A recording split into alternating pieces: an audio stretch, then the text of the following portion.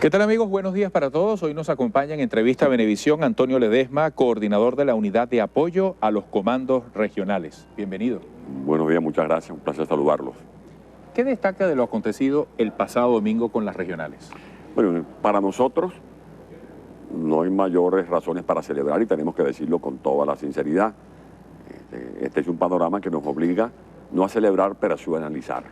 Vale la pena decir que hay varias preguntas. ¿Qué pasó? ¿Por qué pasó? ¿Qué debemos hacer y cómo lo debemos hacer? El tema de la abstención. Yo no vengo aquí ni a regañar ni a sermonear a nadie. Cada quien es responsable de sus actos. Como lo razonábamos ayer mientras llamábamos a la gente a participar, ya somos mayorcitos de edad y que el voto no es solo un derecho, es una responsabilidad, sobre todo en un país con tantos problemas como los que tiene Venezuela.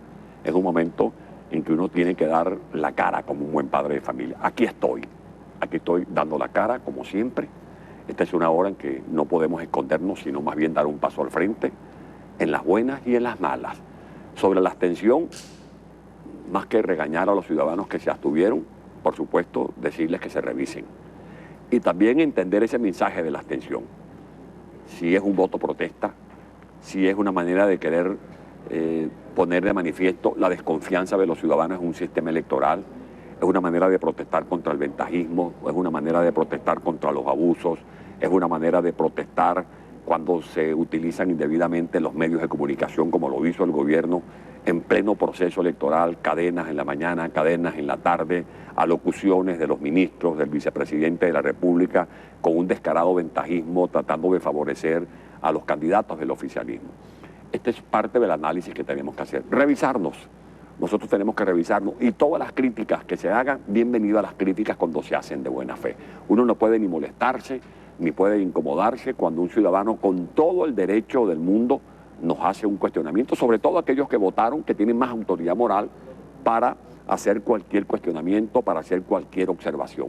Eso sí, tenemos que estar conscientes, Eduardo, y amigas y amigos que me escuchan y me ven a través de Venevisión, que mientras más profunda es la crisis de Venezuela, más sólida y más grande tiene que ser la unidad.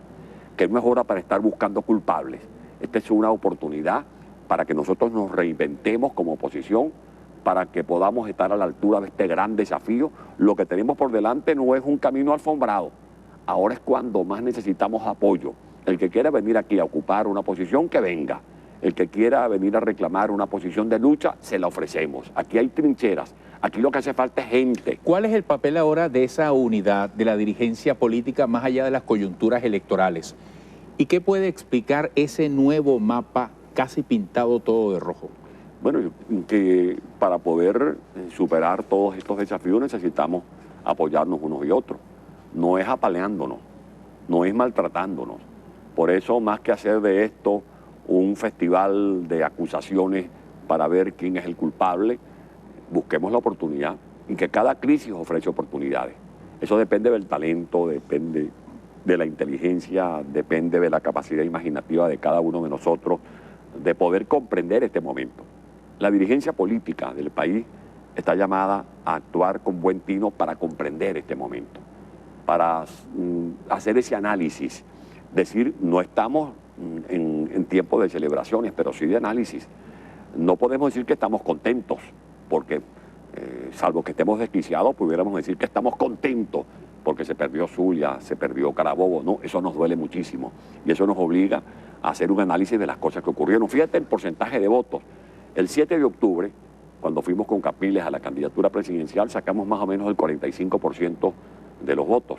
En esta oportunidad, después de la derrota de octubre, vale la pena destacar que la oposición como oposición sacó más o menos el mismo porcentaje después de haber asimilado o de haber experimentado aquella situación tan enojosa del 7 de octubre, que tiene que ver, sin estar rebuscando excusas, con todo este aparataje inescrupuloso que se ha puesto al servicio de un proyecto autoritario y un proyecto hegemónico. La gente tiene también que hacer su análisis.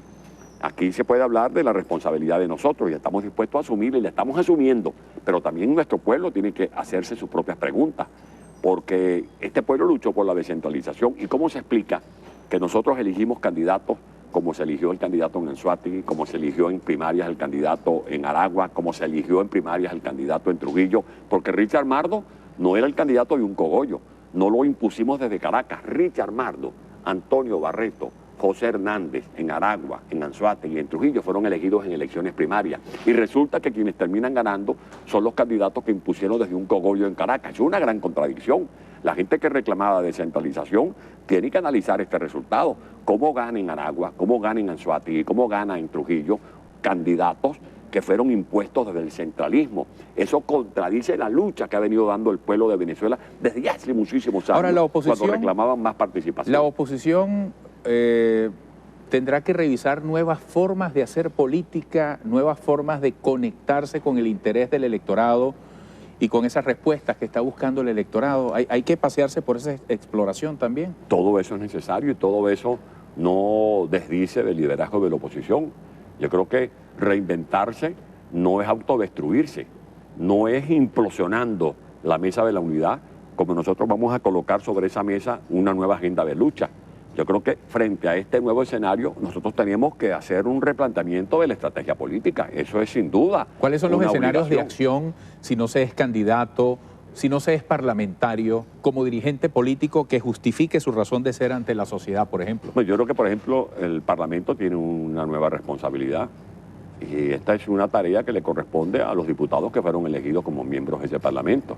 Yo creo que ese va a ser mucho más ahora en esta nueva coyuntura un foro político donde los voceros de la oposición tienen que lucir más unidos, comulgando con una estrategia que se corresponda con la defensa de nuestros valores democráticos. En segundo lugar, consolidar la unidad y abrir puertas para que se incorporen otros factores políticos que tienen legitimidad y que están buscando una trinchera no para venir a perturbar, sino para venir a ayudar, porque aquí lo que debe privar es el espíritu de cooperación.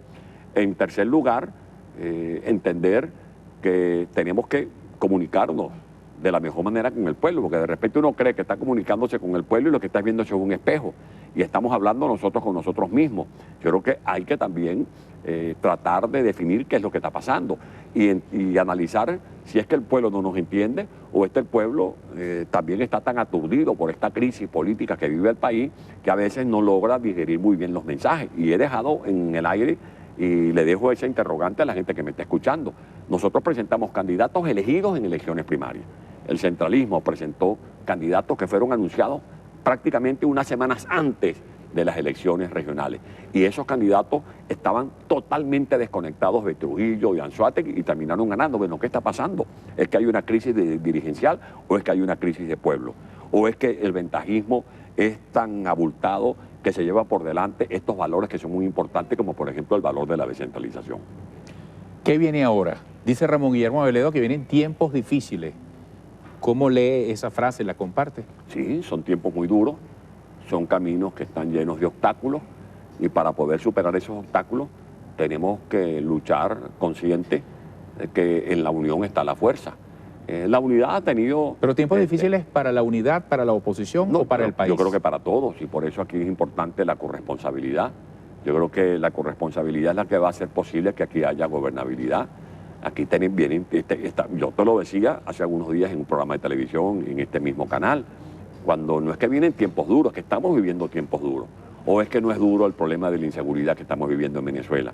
¿Cómo se explica que hubo 500 muertos nada más en el mes de noviembre a manos del AMPA Común? Aquí es moneda corriente el secuestro, el atraco, aquí hay problemas de devaluación de nuestra moneda. Aquí hay gente que se está comiendo a dura pena una yaca, o hay otros que ven de lejos el cochinito o el pan de jamón porque no tienen cómo comprar el pan de jamón. O aquí hay gente que pudiendo comprar el aceite, el arroz, el azúcar, la mantequilla, no pueden conseguirlo porque allá hay desabastecimiento. Aquí hay un gravísimo problema de deuda y los venezolanos, aún los que no han nacido, ya tienen una deuda.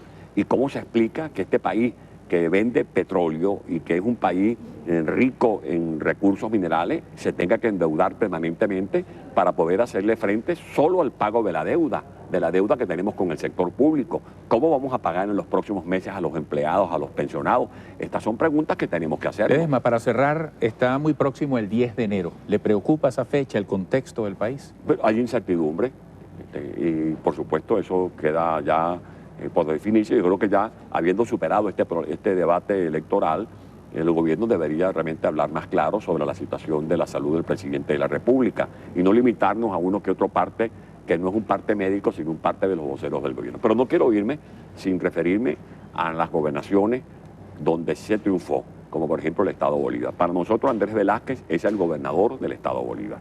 Nosotros como unidad nos declaramos en lucha permanente a favor de la victoria de Andrés Velázquez en el Estado Bolívar. En primer lugar, condenamos el pronunciamiento que hizo la presidenta del Consejo Nacional Electoral sin tener las suficientes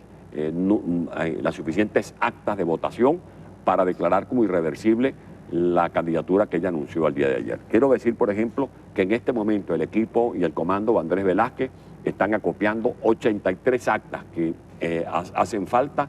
Esas 83 actas suman más de 20.000 de votos, donde estaría garantizada la victoria de Andrés Velázquez. El equipo de la unidad se traslada del Estado Bolívar a estar al lado de Andrés Velázquez, a darle nuestra incondicional solidaridad y a hacer lo posible para que resplandezca la verdad del resultado electoral en el Estado Bolívar. ¿Completamente seguro? Completamente seguro por los datos que nos ha dado el Comando Regional.